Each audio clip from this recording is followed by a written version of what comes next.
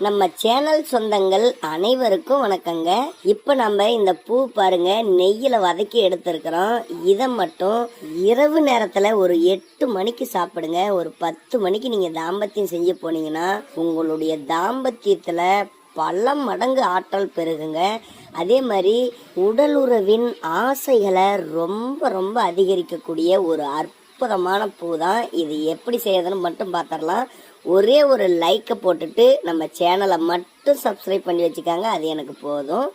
இதுக்காக ஒரு பாத்திரத்தில் ஒரு 1/2 ஸ்பூன் அளவுக்கு நெய் சேர்த்திக்காங்க. சுத்தமான நாட்டு பசுனையாக சேர்த்திக்காங்க. கைப்பிடி அளவுக்கு பாருங்கள் முருங்கைப்பூ எடுத்துருக்குறோம். இதையும் இதுலேயே சேர்த்து மிதமான தீ வச்சு லேசாக வறுத்து எடுத்துக்காங்க. இந்த நெய்யோட முருங்கைப்பூவை நல்லா வதக்கி எடுத்து இதை நீங்கள் சாப்பிடும் பொழுது உங்களுடைய உடலில் நரம்புகள் எல்லாம் நல்ல பலம் பெறும். ஆண்களுக்கு விந்தணுவினுடைய உற்பத்தியை ரொம்ப ரொம்ப அதிகரித்து அதனுடைய தரத்தையும் அதிகரிக்கக்கூடியதுங்க. சத்தியமாக சொல்கிறேன், நெய்யில் மட்டும் முருங்கைப்பூவை வதக்கி வாரத்தில் 2 நாளைக்கு நீங்கள் சாப்பிடுங்க.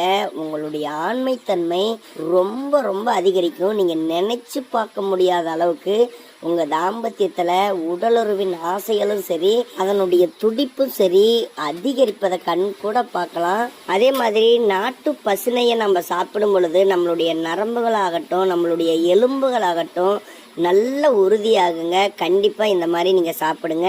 இப்போ பாருங்கள் லேசாக வதக்கி எடுத்தாச்சு. இதை அப்படியே எடுத்து நீங்கள் சாப்பிடுங்க. அப்படி இல்லையா இதோடு நீங்கள் நாட்டு சக்கரை கலந்து சாப்பிட்டாலும் சாப்பிட்லாம், அல்லது உப்பு மிளகுத்தூள் சேர்த்து சாப்பிட்றதா இருந்தாலும் சாப்பிட்லாம்.